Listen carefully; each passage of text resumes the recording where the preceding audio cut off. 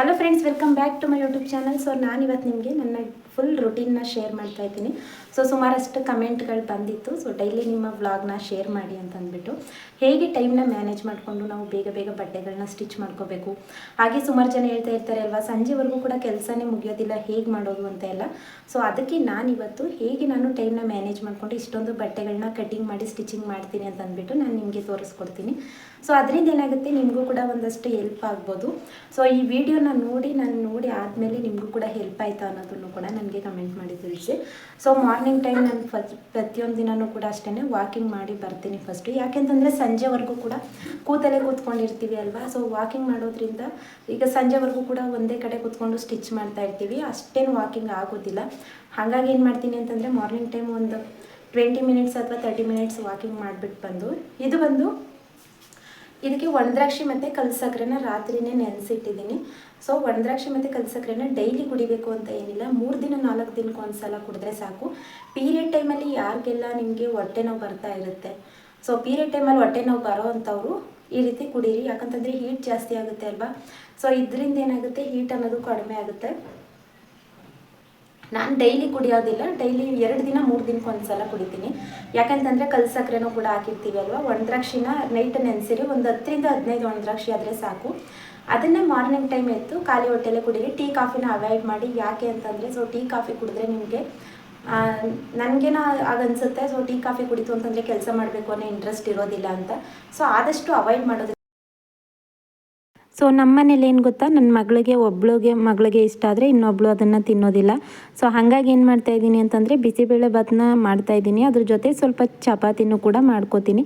ಯಾಕಂತಂದರೆ ಲಂಚ್ ಬಾಕ್ಸ್ಗೆ ಏನಾದರೂ ಬೇಕು ಅಂತಂದರೆ ಎರಡನ್ನೂ ಕೂಡ ಸ್ವಲ್ಪನ ಹಾಕ್ಬೋದು. ಅದ್ರ ಜೊತೆ ಫ್ರೂಟ್ಸ್ ಕೂಡ ಹಾಕ್ಬೋದು ಅಂತ ಅಂದ್ಬಿಟ್ಟು ಏನು ಮಾಡ್ತಾಯಿದ್ದೀನಿ, ಸ್ವಲ್ಪ ಚಪಾತಿನೂ ಕೂಡ ಮಾಡ್ಕೋತಾ ಇದ್ದೀನಿ. ನೋಡಿ, ಚಪಾತಿ ಹಿಟ್ಟು ಕಲಸಿ ರೆಡಿ ಮಾಡಿ ಇಟ್ಕೊಂಡೆ.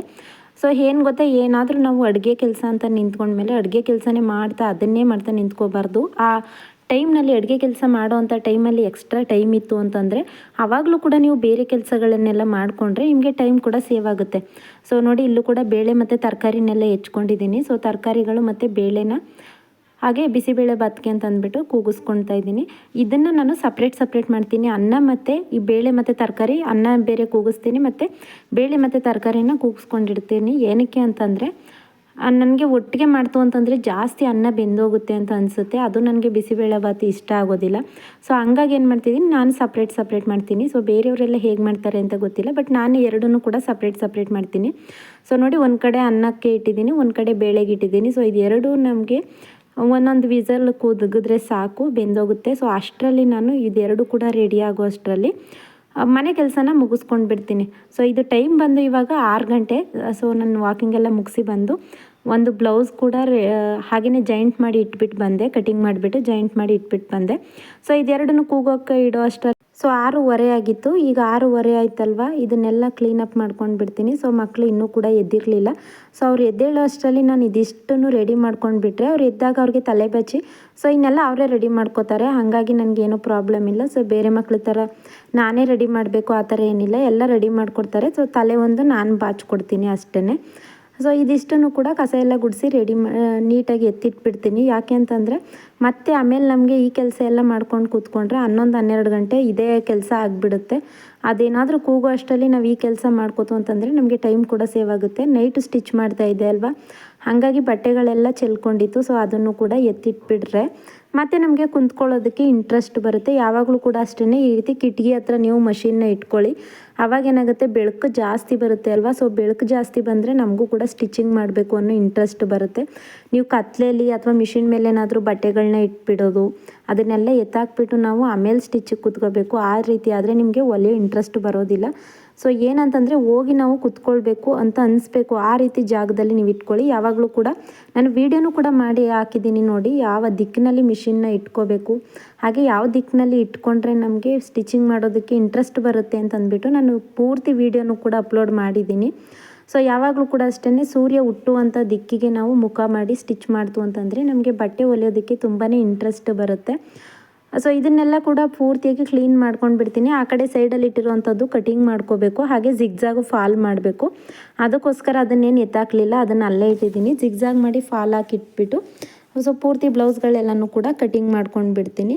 ಅದಾದಮೇಲೆ ಸ್ಟಿಚ್ ಮಾಡೋದಕ್ಕೆ ಕೂತ್ಕೊಳ್ಳೋಕೆ ರೆಡಿ ಆಗುತ್ತೆ. ಸೊ ಅದಕ್ಕೂ ಮುಂಚೆ ಮತ್ತು ನಮ್ಮ ಜೊತೆಲೇ ಕೂಡ ಅದು ಮಿಷಿನ್ ಬಟ್ಟೆನೂ ಕೂಡ ಹಾಕ್ಬಿಟ್ರೆ ಸೊ ನಾವು ಈ ಕೆಲಸ ಮಾಡೋ ಅಷ್ಟರಲ್ಲಿ ಬಟ್ಟೆನೂ ಕೂಡ ವಾಶ್ ಆಗಿಬಿಡುತ್ತೆ. ಆವಾಗ ನಮಗೆ ಎತ್ಕೊಂಡು ಹೋಗಿ ಒಣೆ ಹಾಕ್ಬಿಟ್ರೆ ಆ ಕೆಲಸ ಕೂಡ ಆಗೋಗ್ಬಿಡುತ್ತೆ. ಒಂದು ಕೆಲಸ ಅಂತ ಹಿಡಿದ್ಮೇಲೆ ಪ್ರತಿಯೊಂದೂ ಕೂಡ ಒಂದು ಸಲ ಎಲ್ಲ ಕೆಲಸನೂ ಕೂಡ ಮಾಡಿ ಮುಗಿಸ್ಬಿಡ್ಬೇಕು. ಒಂದಾದ್ಮೇಲೆ ಒಂದು ನೀವು ನಿಧಾನಕ್ಕೆ ಮಾಡ್ತಾ ಇತ್ತು ಅಂತಂದರೆ ನಿಮಗೆ ಸಂಜೆವರೆಗೂ ಕೂಡ ಬರೀ ಕೆಲಸ ಮಾಡೋದೇ ಆಗೋಗುತ್ತೆ. ಬೆಸ್ಟ್ ಅಂತಂದರೆ ಟೈಲರ್ ಆಗಿದ್ದೀರಾ ನೀವು ಅಂತಂದರೆ ವಾಷಿಂಗ್ ಮಿಷಿನ್ ತೆಗೆದಿಟ್ಕೊಳ್ಳಿ. ಯಾಕಂತಂದರೆ ಬಟ್ಟೆ ಒಗೆಯೋದೇ ಸುಮಾರು ಹೊತ್ತು ನಿಮಗೆ ಟೈಮ್ ತಗೊಳುತ್ತೆ. ಹಾಗಾಗಿ ಏನು ಮಾಡಿ ಅಂತಂದರೆ ಈ ರೀತಿ ವಾಷಿಂಗ್ ಮಿಷಿನ್ ತಂದು ಇಟ್ಕೊಂಡ್ಬಿಡಿ, ನಿಮಗೆ ಅರ್ಧ ಕೆಲಸ ಕಡಿಮೆ ಆದಂಗೆ ಅನಿಸುತ್ತೆ. ಸೊ ಇದು ಕೂಡ ಆಯಿತು. ಅಷ್ಟರಲ್ಲಿ ನಾನು ಚಪಾತಿಗೆ ಚಟ್ನಿ ಕೂಡ ರುಬ್ಬಿಡ್ತೀನಿ. ಸ್ವಲ್ಪ ಇದಕ್ಕೆ ಪಲ್ಯನೇ ಮಾಡ್ಬೋದಿತ್ತು, ಬಟ್ ಏನಕ್ಕೆ ಅಂತಂದರೆ ಬಿಸಿಬೇಳೆಭಾತ್ ಕೂಡ ಮಾಡಿದೆ ಅಲ್ವಾ. ಸೊ ಹಾಗಾಗಿ ಸ್ವಲ್ಪ ಚಟ್ನಿನೇ ಮಾಡಿಬಿಡೋಣ ಸಾಕಂತಂದ್ಬಿಟ್ಟು. ಮಕ್ಕಳು ಕೂಡ ಚಟ್ನಿ ಅಂತಂದ್ರೇ ತಿಂತಾರೆ, ಹಾಗಾಗಿ ಚಟ್ನಿನೇ ಮಾಡ್ಕೋತಾ ಇದ್ದೀನಿ. ಇದಿಷ್ಟು ಕೆಲಸ ಮುಗಿಸೋ ಅಷ್ಟರಲ್ಲಿ ಟೈಮ್ ಬಂದು 8 ಗಂಟೆ ಆಗಿತ್ತು. ನೋಡಿ, ಟೈಮ್ ಬಂದು 8 ಗಂಟೆ ಆಗಿದೆ. ಕರೆಕ್ಟಾಗಿ 8 ಗಂಟೆ 5 ನಿಮಿಷ ಆಯಿತು. ಸೊ ಈ ಕಡೆ ಬಿಸಿಬೇಳೆಭಾತ್ ಕೂಡ ರೆಡಿ ಆಯಿತು. ಅಷ್ಟರಲ್ಲಿ ಅವರಿಬ್ರಿಗೂ ಕೂಡ ತಲೆ ಬಚ್ಬಿಟ್ಟು ಬಂದೆ. ಇವಾಗ ಚಪಾತಿ ಬೇಯಿಸ್ಕೊಟ್ಬಿಟ್ರೆ ನಮ್ಮದು ಅವರು ಹೋಗೋ ಅಷ್ಟರಲ್ಲಿ ಕರೆಕ್ಟಾಗಿ 8:15ಗೆಲ್ಲ ನನ್ನ ಕೆಲಸನೂ ಕೂಡ ಮುಗ್ದೋಗುತ್ತೆ. ಸೊ 8:15ಗೆ ನಾನು ಕೂಡ ತಿಂದ್ಕೊಂಡು 9 ಗಂಟೆವರೆಗೂ ಕೂಡ ಸ್ವಲ್ಪ ತಿರುಗಾಡಿ ಪಾತ್ರೆ ಇದ್ದರೆ ಒಂದು ಸ್ವಲ್ಪ ಪಾತ್ರೆ ಇದ್ದರೆ ಅದನ್ನು ಕೂಡ ತೊಳೆದಿಟ್ಬಿಡ್ತೀನಿ. ಸೊ 9 ಗಂಟೆ ಕೆಲಸ ಮುಗ್ದೋಗುತ್ತೆ. ಸೊ 9ರಿಂದ 10 ಗಂಟೆ 10:30 ತನಕ ಫಾಲು ಜಿಗ್ಜಾಗ್ ಎಲ್ಲ ಹಾಕಿ ಮುಗಿಸ್ಬಿಟ್ಟು 10:30ಯಿಂದ 12 ಗಂಟೆವರೆಗೂ ಕೂಡ ಕಟಿಂಗ್ ಇದ್ದರೆ ಕಟಿಂಗ್ ಮಾಡ್ಕೊಂಡು ಬಿಡ್ತೀನಿ. 12 ಗಂಟೆಯಿಂದ 1 ಅವರ್ 1 ಗಂಟೆವರೆಗೂ ಕೂಡ ಬೇಕು ಅಂತಂದರೆ ನೀವು ಮಲ್ಕೋಬೇಕು, ನಿದ್ದೆ ಬರ್ತಾಯಿದೆ ಹಾಗೆ ಹೀಗೆ ಅಂತ ಅನ್ನೋರು 1 ಗಂಟೆವರೆಗೂ ಕೂಡ ನಿದ್ದೆ ಮಾಡಿ ಸ್ವಲ್ಪ ರೆಸ್ಟ್ ಮಾಡಿ ಮತ್ತು 1 ಗಂಟೆಯಿಂದ ಇವ್ರು 4 ಗಂಟೆ 4:15ಗೆ ಬರೋ ತನಕ ನೀವು ಎಷ್ಟು ಬ್ಲೌಸ್ ಸ್ಟಿಚ್ ಮಾಡ್ಬೋದು ಅಲ್ವಾ. ಇಲ್ಲ ಅಂತಂದರೆ ಏನು ಮಾಡಿ ಅಂತಂದರೆ ಒಂದು ದಿನ ಪೂರ್ತಿಯಾಗಿ ನೀವು ಕಟಿಂಗ್ನೇ ಮಾಡೋ ಅಂಥ ಕೆಲಸನೇ ಇಟ್ಕೋಬೋದು. ಸೊ ಎಷ್ಟು ಬ್ಲೌಸಸ್ ಆಗುತ್ತೆ, ಒಂದು 20-30 ಬ್ಲೌಸಸ್ ಆದರೆ ಅದಷ್ಟು ಬ್ಲೌಸ್ಗಳನ್ನೂ ಕೂಡ ಕಟಿಂಗ್ ಮಾಡಿ ಇಟ್ಕೊಂಡ್ಬಿಟ್ಟು ಇನ್ನೊಂದು ದಿನ ಪೂರ್ತಿ ಅದನ್ನೆಲ್ಲ ಸ್ಟಿಚ್ ಮಾಡಿಕೊಂಡ್ರೆ ನಿಮಗೆ ಈಸಿ ಆಗುತ್ತೆ ಸ್ಟಿಚ್ ಮಾಡೋದಕ್ಕೆ. ಒಂದೇ ದಿನ ಒಂದೊಂದಾಗಿ ಸ್ಟಿಚ್ ಮಾಡ್ತೀರಾ ಅಂತಂದರೆ ಕಷ್ಟ ಆಗುತ್ತೆ. ಅದಕ್ಕೋಸ್ಕರ ಹಾಗೆಯೇ ನೀರಿನಂತೂ ಕುಡಿತಾನೇ ಇರಬೇಕು. ಸೊ ಸ್ಟಿಚಿಂಗ್ ಜಾಸ್ತಿ ಮಾಡ್ತೀರಾ ಅಂತಂದರೆ ಹೀಟ್ ಜಾಸ್ತಿ ಆಗುತ್ತೆ. ಹಾಗಾಗಿ ಏನು ಮಾಡಬೇಕು ಅಂದರೆ ಒಂದು ದಿನಕ್ಕೆ 2-3 ಲೀಟ್ರ್ ನೀರನ್ನಾದರೂ ಕುಡಿಲೇಬೇಕು. ಆವಾಗ ಸ್ವಲ್ಪ ಹೀಟ್ ಜಾಸ್ತಿ ಆಗೋದು ಕಡಿಮೆ ಆಗುತ್ತೆ. ಸೊ ಇದಿಷ್ಟು ಕೂಡ ಬೇಯಿಸಿ ಎಲ್ಲ ಆಯಿತು. ನೋಡಿ, ಟಿಫನ್ ಕೂಡ ರೆಡಿಯಾಗಿದೆ. ಮತ್ತು ಅವ್ರಿಗೆಲ್ಲ ಹಾಕ್ಬಿಟ್ಟು ಹಾಗೆಯೇ ಲಂಚ್ ಬ್ಯಾಗು ಕೂಡ ರೆಡಿ ಮಾಡಿಬಿಟ್ಟು ಹಾಗೆಯೇ ನಾನು ಕೂಡ ಸ್ವಲ್ಪ ತಿಂಡಿನ ತಿಂದ್ಕೊಂಡು ಅದಾದಮೇಲೆ ನಾನು ಸ್ಟಿಚಿಂಗ್ ಮಾಡೋದಕ್ಕೆ ಅಂತಂದ್ಬಿಟ್ಟು ಕೂತ್ಕೋತೀನಿ. ಸೊ ಇದ್ರ ಜೊತೆಲಿ ಒಂದು ಹೆಲ್ತಿ ಡ್ರಿಂಕ್ ಕೂಡ ಮಾಡಿಕೊಂಡು ಕುಡ್ಕೊಂಡು ಅದಾದಮೇಲೆ ನಾನು ಕೂತ್ಕೋತೀನಿ. ಸೊ ಹೆಲ್ತಿ ಡ್ರಿಂಕ್ಗಳನ್ನೂ ಕೂಡ ನಾನು ನೆಕ್ಸ್ಟ್ ವೀಡಿಯೋಗಳಲ್ಲಿ ಶೇರ್ ಮಾಡ್ತಾ ಹೋಗ್ತೀನಿ. ಸೊ ಯಾವೆಲ್ಲ ಹೆಲ್ತಿ ಡ್ರಿಂಕ್ನ ಮಾಡ್ಕೊಡ್ತೀನಿ ಅಂತಂದ್ಬಿಟ್ಟು ಇದಿಷ್ಟು ಆದಮೇಲೆ ಮತ್ತೆ ಅದೇ ಕೆಲಸ ಇದ್ದೇ ಇರುತ್ತೆ ಅಲ್ವಾ. ಸೊ ಇದನ್ನೆಲ್ಲ ಎತ್ತಿಟ್ಬಿಟ್ಟು ಎಲ್ರದ್ದು ಕೂಡ ಟಿಫನ್ ಕೂಡ ಆಯ್ತಲ್ವ, ಮತ್ತೆ ಎತ್ತಿಟ್ಬಿಟ್ಟು ಇದನ್ನೆಲ್ಲ ಕ್ಲೀನ್ ಮಾಡ್ಕೊಂಡು ಬಿಡ್ತೀನಿ. ಸೊ ಕ್ಲೀನ್ ಮಾಡಿದೆ ಹಾಗೆ ಬಿಟ್ಬಿಟ್ಟು ಹೋಯಿತು ಅಂತಂದರೆ ನನಗೆ ಮತ್ತೆ ಕೆಲಸ ಮಾಡೋದಕ್ಕೆ ಮನಸ್ಸಾಗೋದಿಲ್ಲ. ಸೊ ಹಂಗಾಗಿ ಒಂದು ಸಲ ಕ್ಲೀನ್ ಮಾಡಿಬಿಟ್ಟು ಅಡುಗೆ ಮನೆಯೂ ಕೂಡ ಕಸ ಎಲ್ಲ ಗುಡಿಸ್ಬಿಟ್ಟು ಒಟ್ಟಿಗೆ ನಾನು ಸ್ಟಿಚಿಂಗ್ ಮಾಡೋದಕ್ಕೆ ಕೂತ್ಕೊಂಡು ಬಿಡ್ತೀನಿ. ಸೊ ಇದರಲ್ಲಿ ನೀವು ಏನು ಚೇಂಜಸ್ ಮಾಡ್ಕೋಬೋದು ಅಂತಂದರೆ ಫಸ್ಟ್ ಈ ರೀತಿ ಟಿಫನ್ ಎಲ್ಲ ಮಾಡಿಬಿಟ್ಟು 1-2 ಬ್ಲೌಸ್ನ ಸ್ಟಿಚ್ ಮಾಡಿಬಿಟ್ಟು ನಿಮ್ಗೇನಾದರೂ ಬೇಜಾರಾಯಿತು ಅಥವಾ ನಿದ್ದೆ ಬಂದಂಗೆ ಆಯಿತು ಅಂತ ಅನಿಸುತ್ತೆ ಅಲ್ವಾ, ಆವಾಗ ಬೇಕಾದರೆ ನೀವು ಪಾತ್ರೆಗಳನ್ನ ತೊಳೆದು ಬಟ್ಟೆ ಎಲ್ಲ ಒಣಗಾಕಿ ಆ ರೀತಿ ಕೆಲಸಗಳನ್ನ ಮಾಡ್ಕೊಳ್ಳಿ. ಸೊ ಆವಾಗೇನಾಗುತ್ತೆ, ಈ ಕೆಲಸನೇ ಮಾಡಿ ಏನಾದರೂ ನಿಮಗೆ ಬೇಜಾರಾಗಿತ್ತು ಅಂತಂದರೆ ಮತ್ತು ಆ ಕೆಲಸ ಎಲ್ಲ ಮಾಡಿದಾಗ ಏನಾಗುತ್ತೆ, ನಿಮಗೆ ನಿದ್ದೆ ಬಂದಂಗೆ ಆಗೋಲ್ಲ. 1-2 ದಿನ ಅದನ್ನು ರೂಢಿ ತಪ್ಪಿಸ್ಕೊಂಡ್ರೆ ನಿಮಗೆ ಮತ್ತೆ ನೀವು ಸ್ಟಿಚಿಂಗ್ ಮಾಡೋದಕ್ಕೆ ಈಸಿ ಆಗುತ್ತೆ. ಸೊ ಫಸ್ಟ್ ಎಲ್ಲನೂ ಕೂಡ ಜಿಗ್ಜಾಗ್ ಮಾಡಿ ಇಟ್ಕೊಂಡು ಬಿಡ್ತೀನಿ. ಅದಾದಮೇಲೆ ನಾನು ಜಿಗ್ಜಾಗ್ ಎಲ್ಲ ಮುಗಿದ್ಮೇಲೆ ಫಾಲ್ ಹಾಕ್ಬಿಟ್ಟು ಅದನ್ನೆಲ್ಲ ಮಡಚಿ ಇಟ್ಕೊಂಡ್ಬಿಟ್ರೆ ಏನು ಗೊತ್ತಾ, ಯಾವಾಗಲಾದರೂ ಕೂಡ ಅಷ್ಟೇ ನೀವು ಸ್ಟಿಚಿಂಗ್ ಮಾಡುವಾಗ ಕವರ್ಗಳೆಲ್ಲನೂ ಒಂದೇ ಕಡೆ ಜೋಡಿಸಿಟ್ಬಿಟ್ಟು ಒಂದೊಂದಾಗಿ ತಗೊಂಡು ಮಾಡ್ತೀರಾ ಅಂತಂದರೆ ನಿಮಗೆ 1-2 ಬ್ಲೌಸ್ಗಳು ಅಷ್ಟೇ ಆಗೋದು. ಸೊ ನೀವೇನು ಮಾಡಬೇಕು ಅಂತಂದರೆ ಒಂದಷ್ಟು ಸೀರೆಗಳನ್ನೆಲ್ಲನೂ ಕೂಡ ಫಾಲ್ ಹಾಕ್ಬಿಟ್ಟು ಜಿಗ್ಜಾಗ್ ಮಾಡಿ ಇಟ್ಬಿಟ್ಟು ಎಲ್ಲನೂ ಕೂಡ ಒಂದು 3 ಜನದ್ದು ಯಾರ್ದಾದ್ರೂ ಬಟ್ಟೆ ಇದೆ, ಒಂದು 10 ಬ್ಲೌಸ್ ಇದೆ ಅಂತಂದರೆ 3 ಜನದ್ದು ಕೂಡ ಸೀರೆಗಳನ್ನೆಲ್ಲ ಜಿಗ್ಜಾಗ್ ಮಾಡಿ ಫಾಲ್ ಹಾಕ್ಬಿಟ್ಟು ಇಟ್ಬಿಟ್ಟು ಮತ್ತೆ ಬ್ಲೌಸ್ಗಳಿಗೆ ಲೈನಿಂಗ್ಗಳು ಹಾಗೆಯೇ ಅದಕ್ಕೆ ಮ್ಯಾಚ್ ಆಗೋವಂಥ ದಾರ ಪ್ರತಿಯೊಂದನ್ನು ಕೂಡ ಹಾಕಿ ಒಂದು ಕಡೆ ಲೈನಾಗಿ ಇಟ್ಕೊಂಡ್ಬಿಡಿ. ಸೊ ನಿಮ್ಮ ಮನೇಲಿ ಜಾಗ ಇಲ್ಲ, ಆ ರೀತಿ ಏನಾಯಿತು ಅಂತಂದರೆ ಒಂದು ಬುಟ್ಟಿನ ತಗೊಂಡು ಒಂದು ಬುಟ್ಟಿ ಒಳಗಡೆ ಫೋಲ್ಡಿಂಗ್ ಮಾಡಿ ಅದರದ್ದು ದಾರ ಹಾಗೆಯೇ ಲೈನಿಂಗು ಮತ್ತು ಸ್ಯಾರಿ ಫ್ಯಾಬ್ರಿಕ್ ಎಲ್ಲನೂ ಕೂಡ ಇಟ್ಕೊಳ್ಳಿ. ಅದನ್ನೆಲ್ಲ ಒಂದಿನ ಕಟಿಂಗ್ ಮಾಡ್ಕೊಂಡು ಬಿಟ್ಟರೆ ನೈಟ್ ಟೈಮು ಕಟ್ ಮಾಡಿ ಇಟ್ಕೊಂಡ್ಬಿಟ್ಟು ಮತ್ತೆ ಅದನ್ನು ದಾರನೂ ಕೂಡ ಸುತ್ತಿ ಇಟ್ಕೊಂಡ್ಬಿಡಿ. ಸೊ ಮಾರ್ನಿಂಗ್ ಟೈಮ್ ಏನಾಗುತ್ತೆ ಅಂತಂದರೆ ನೀವು ಎದ್ದ ತಕ್ಷಣ ಇದನ್ನೆಲ್ಲ ನೀಟಾಗಿ ಒಂದು ಕಡೆಯಿಂದ ಇಟ್ಕೊಂಡಿದ್ರೆ ಸೊ ತಗೊಂಡು ಹೊಲಿಬೇಕು ಅನ್ನೋ ಮನಸ್ಸಾಗುತ್ತೆ. ಆಗುತ್ತೆ. ನೀವು ಒಂದೊಂದಾಗಿಯೇ ಫಾಲ್ ಹಾಕಿ ಜಿಗ್ಜಾಗ್ ಮಾಡಿ ಒಂದೊಂದಾಗಿ ನಿಧಾನಕ್ಕೆ ಮಾಡ್ತೀರಾ ಅಂತಂದರೆ ಏನಾಗುತ್ತೆ ಅಂದರೆ ಅದು ನಿಮಗೆ ಬೇಗ ಬೇಗ ಕೆಲಸ ಅನ್ನೋದು ಆಗೋದಿಲ್ಲ. ಸೊ ನಾನು ಕೂಡ ಎಲ್ಲನೂ ಕೂಡ ಇದೇ ರೀತಿ ಮಾಡೋದು, ಅದಕ್ಕೆ ನಿಮಗೂ ಕೂಡ ಈ ಟಿಪ್ಸ್ನ ಹೇಳ್ಕೊಡ್ತಾ ಇದ್ದೀನಿ.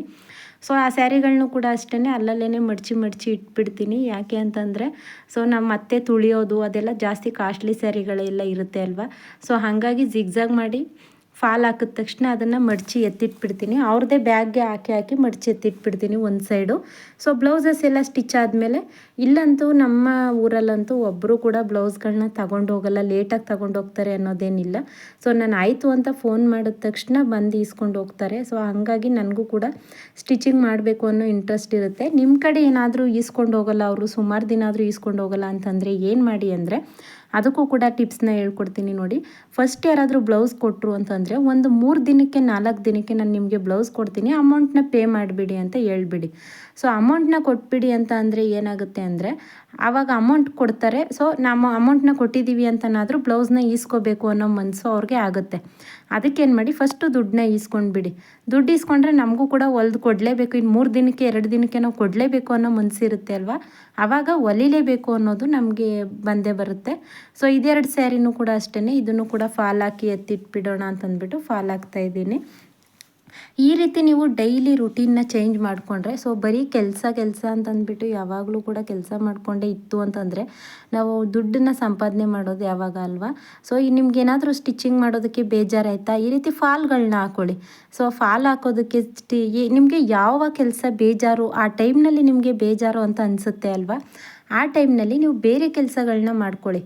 ಒಂದು ಸಲ ಎದ್ದೋಗಿ ಬೇರೆ ಕೆಲಸಗಳನ್ನ ಮಾಡಿಕೊಂಡು ಆಗಾದರೂ ಅಥವಾ ಯಾರಿಗಾದ್ರೂ ಟೀ ಇಷ್ಟ ಇರುತ್ತೆ ಅಲ್ವಾ, ಅವರು ಟೀ ಮಾಡ್ಕೊಂಡು ಕುಡಿಯೋದಿರ್ಬೋದು, ಇಲ್ಲ ಫ್ರೂಟ್ಗಳೆಲ್ಲರೂ ಕೂಡ ಕಟ್ ಮಾಡಿ ಇಟ್ಕೊಂಡು ಮಿಷಿನ್ ಹತ್ರನೇ ಇಟ್ಕೊಂಡು ಕೂತ್ಕೊಂಡು ತಿನ್ನಿ. ಅವಾಗಂತೂ ಸ್ವಲ್ಪ ಎನರ್ಜಿ ಬಂದಂಗೆ ಆಗುತ್ತೆ. ಇಲ್ಲ ಅಂತಂದರೆ ಬೆಸ್ಟ್ ಅಂತಂದರೆ ನಾನು ಜಾಸ್ತಿ ಯಾವುದು ಮಾಡೋದು ಅಂತಂದರೆ ಫೋನಲ್ಲಿ ಸಾಂಗ್ ಹಾಕಿ ಇಟ್ಬಿಡ್ತೀನಿ, ಜೋರಾಗಿ ಸೌಂಡ್ ಕೊಟ್ಬಿಟ್ಟು ಫೋನಲ್ಲಿ ಸಾಂಗ್ ಹಾಕಿ ಇಟ್ಬಿಡ್ತೀನಿ. ಅದು ನನಗೆ ಒಂಥರ ಎನರ್ಜಿ ಅಂತ ಅನಿಸುತ್ತೆ, ಸ್ಟಿಚಿಂಗ್ ಮಾಡ್ಬೋದು ಅನಿಸುತ್ತೆ, ಬೇಜಾರಾಗಲ್ಲ ಅಂತ. ಸೊ ನಿಮಗೆ ಯಾವುದು ನಿಮಗೆ ರೂಢಿಯಾಗಿರುತ್ತೆ ಆ ರೀತಿ ನೀವು ಅದನ್ನು ನಿಮ್ಮ ಮನಸ್ಸಿಗೆ ಅದು ಹೊಲಿಬೇಕು ಅಂತ ಬರಬೇಕು, ಆ ರೀತಿ ನೀವು ಮಾಡ್ಕೋಬೇಕು. ಸೊ ಆ ಥರ ನೀವು ಕೂಡ ನಿಮ್ಮ ದಿನಚರಿನ ಚೇಂಜ್ ಮಾಡ್ಕೋತು ಅಂದರೆ ಅಡ್ಜಸ್ಟ್ ಆಗೋ ತನಕ 1-2 ದಿನ ಅಡ್ಜಸ್ಟ್ ಆಗೋ ತನಕ ನಿಮಗೆ ಕಷ್ಟ ಅಂತ ಅನಿಸುತ್ತೆ. ಅದಾದಮೇಲೆ ತುಂಬಾ ಈಸಿಯಾಗಿ ಮಾಡ್ಬೋದು. ಸೊ ಆ ಸ್ಯಾರಿನೂ ಕೂಡ ಫಾಲ್ ಹಾಕಿ ಆಯಿತು, ಈ ಸೀರೆನೂ ಕೂಡ ಮತ್ತೆ ಫಾಲ್ ಹಾಕಿಬಿಡ್ತೀನಿ.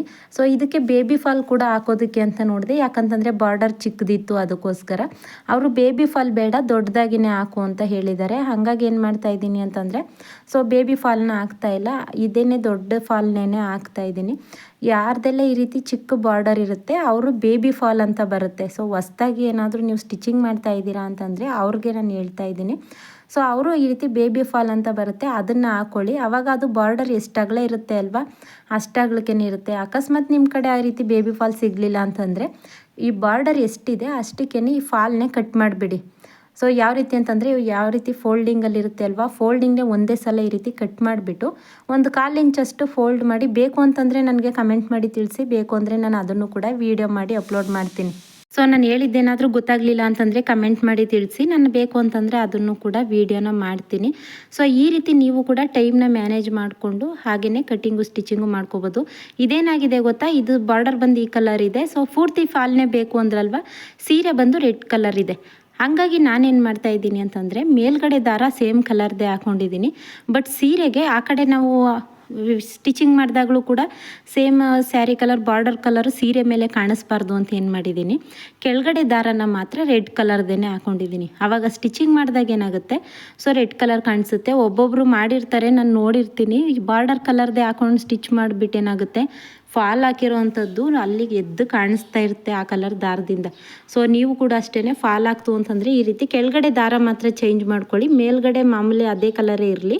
ಸೊ ಕೆಳಗಡೆ ಮಾತ್ರ ಚೇಂಜ್ ಮಾಡಿಕೊಂಡ್ರೆ ಏನಾಗುತ್ತೆ ಆವಾಗ ನಿಮಗೆ ಸ್ವಲ್ಪನೂ ಕೂಡ ಕಾಣಿಸೋದಿಲ್ಲ. ಸುಮಾರು ಜನ ಈ ರೀತಿ ಮಾಡಿರ್ತಾರೆ, ಅದಕ್ಕೇ ಹೇಳಿದೆ. ಸೊ ಇದಿಷ್ಟು ನನ್ನ ಇವತ್ತಿನ ಪೂರ್ತಿ ರೂಟೀನ್ ಆಗಿತ್ತು. ಸೊ ನೋಡಿದ್ರಲ್ವ, ಹಾಗೆಯೇ ಇನ್ನೊಂದು ದಿನ ಪೂರ್ತಿಯಾಗಿ ಕಟ್ಟಿಂಗ್ದು ಸ್ಟಿಚಿಂಗ್ದು ಅದನ್ನು ಕೂಡ ತೋರಿಸ್ಕೊಡ್ತೀನಿ, ಹೇಗೆ ನಾನು ಕಟ್ಟಿಂಗ್ ಮಾಡ್ಕೋತೀನಿ ಎಲ್ಲನೂ ಕೂಡ ಅಂತಂದ್ಬಿಟ್ಟು ಅದನ್ನು ಕೂಡ ತೋರಿಸ್ಕೊಡ್ತೀನಿ. ಯಾಕಂತಂದರೆ ವಿಡಿಯೋ ತುಂಬಾ ಲೆಂತಿ ಆಗುತ್ತೆ, ಹಾಗಾಗಿ ಇವತ್ತು ಇದಿಷ್ಟನ್ನು ಮಾತ್ರ ಅಪ್ಲೋಡ್ ಮಾಡ್ತಾ ಇದ್ದೀನಿ. ಸೊ ನಿಮಗೆ ಹೆಲ್ಪ್ ಆಯಿತು ಅಂತ ಅನ್ಕೋತೀನಿ. ಹಾಗೆಯೇ ಇದರಲ್ಲಿ ನಿಮಗೆ ಬ್ಲೌಸ್ ಸ್ಟಿಚಿಂಗು ಕಟ್ಟಿಂಗು ಯಾವಾಗ ಮಾಡ್ಕೋತೀನಿ ಅಂತ ನೀವು ಕೇಳ್ಬೋದು. ಇವತ್ತೆಲ್ಲ ಪೂರ್ತಿ ಬರೀ ಫಾಲು ಜಿಗ್ಜಾಗು ಅದೇ ಇರುತ್ತೆ, ಹಾಗಾಗಿ ನಾನು ಕಟಿಂಗ್ ಸ್ಟಿಚಿಂಗ್ನ ಹಾಕಿಲ್ಲ. ಇವತ್ತೆಲ್ಲ ಸ್ಯಾರಿಗಳನ್ನೂ ಕೂಡ ಫಾಲು ಜಿಗ್ಜಾಗ್ ಮಾಡಿಬಿಟ್ಟು ನಾಳೆ ಕಟಿಂಗ್ ಮಾಡ್ಕೋತೀನಿ. ಸೊ ನಾಳೆ ಕಟಿಂಗ್ ಮಾಡಿಬಿಟ್ಟು ಸಂಜೆ ಟೈಮು ನಾನು ಸ್ಟಿಚಿಂಗ್ಗೆ ಕೂತ್ಕೊಳ್ತೀನಿ. ಸೊ ನೋಡಿ ಅದನ್ನೆಲ್ಲ ಫಾಲ್ ಹಾಕ್ತೆ ಅಲ್ವಾ, ಸೊ ಆ ಬ್ಲೌಸ್ಗಳೆಲ್ಲನೂ ಕೂಡ ತೆಗೆದು ಇಟ್ಟಿದ್ದೀನಿ. ಸೊ ಫಾಲ್ ಹಾಕಿರೋ ಅಂಥದನ್ನೆಲ್ಲ ಸೀರೆಗಳು ಬೇರೆ, ಹಾಗೆಯೇ ಬ್ಲೌಸ್ಗಳು ಬೇರೆ ತೆಗೆದಿಟ್ಟಿದ್ದೀನಿ. ಅದ್ರ ಅಳತೆ ಬ್ಲೌಸ್ನ ಇಟ್ಟು ಹಾಗೆಯೇ ಬ್ಲೌಸಸ್ಗಳನ್ನೂ ಇಟ್ಟಿದ್ದೀನಿ. ಇದನ್ನೆಲ್ಲ ಇವಾಗ ಕಟಿಂಗ್ ಮಾಡ್ಕೊಂಡು ಬಿಡ್ತೀನಿ. ಸೊ ಇದಿಷ್ಟನ್ನು ಕಟಿಂಗ್ ಮಾಡೋ ಅಷ್ಟರಲ್ಲಿ ಮಧ್ಯಾಹ್ನ ಆಗುತ್ತೆ. ಮತ್ತು ಮಧ್ಯಾಹ್ನ ಊಟ ಮಾಡಿಕೊಂಡು ಸೊ ಇದನ್ನೆಲ್ಲ ಜಾಯಿಂಟ್ ಮಾಡಿ ಇಟ್ಕೊಂಡು ಬಿಡ್ತೀನಿ. ಅದನ್ನು ಜಾಯಿಂಟ್ ಮಾಡಿ ಇಟ್ಕೊಂಡು ಅದಾದಮೇಲೆ ಸ್ಟಿಚಿಂಗ್ ಮಾಡೋದಕ್ಕೆ ಅಂತಂದ್ಬಿಟ್ಟು ಕೂತ್ಕೋತೀನಿ. ಸೊ ಇದಿಷ್ಟು ನನ್ನ ಇವತ್ತಿನ ರೂಟೀನ್ ಆಗಿರುತ್ತೆ. ಮಧ್ಯಾಹ್ನದ ಮೇಲೆ ವ್ಲಾಗ್ನ ಬೇಕಾದರೆ ಇನ್ನೊಂದು ದಿನ ಶೇರ್ ಮಾಡ್ತೀನಿ. ಸೊ ಒಂದೇ ಸಲ ವೀಡಿಯೋ ಲೆಂತಿ ಆಗುತ್ತೆ, ಹಾಗಾಗಿ ಇನ್ನೊಂದು ದಿನ ಬಂದು ಪೂರ್ತಿಯಾಗಿ ಶೇರ್ ಮಾಡ್ತೀನಿ. ವಿಡಿಯೋ ಇಷ್ಟ ಆದರೆ ಲೈಕ್ ಮಾಡೋದನ್ನು ಮರಿಬೇಡಿ. Thank you.